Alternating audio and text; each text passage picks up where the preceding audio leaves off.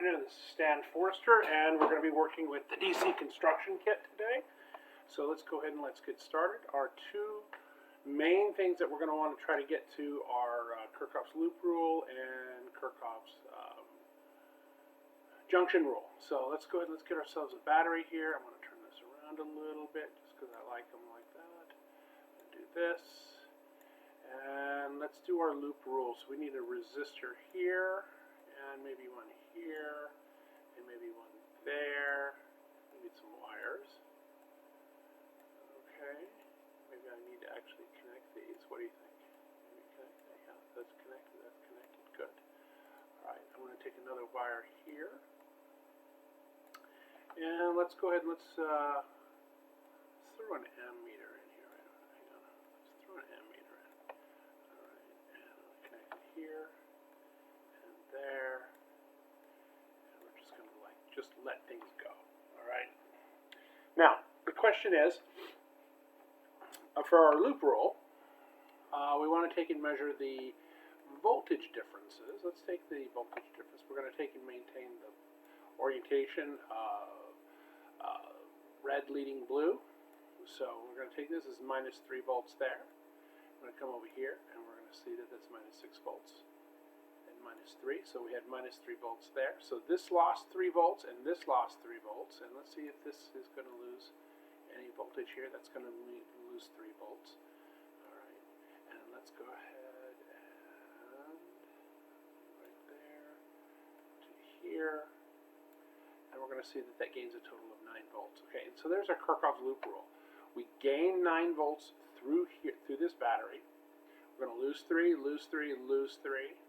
So the sum total of all the voltage drops around a closed loop is still going to be 0.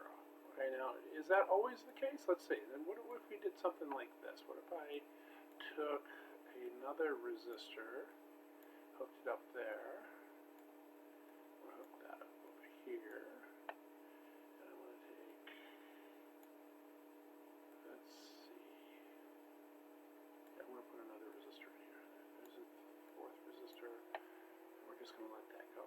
Alright, question is, now I've got a slightly more complicated one. I've got a loop that goes around this way, even though I could just physically draw a loop. I could just consider a path through here, and then you'd have to consider whether these are all voltage drops, but coming back this way, is this a voltage drop or a voltage gain? You'll have to figure that one out.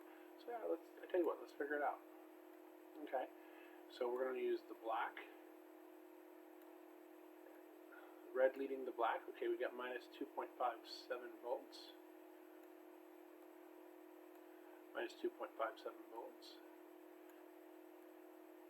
Minus 2.57 volts. Now here's the kicker. We're going to come up to this one here. And what is the voltage drop here? Minus 1.29 volts. Yeah. So the question is, like, why? Why is this different? And I'll give you a hint.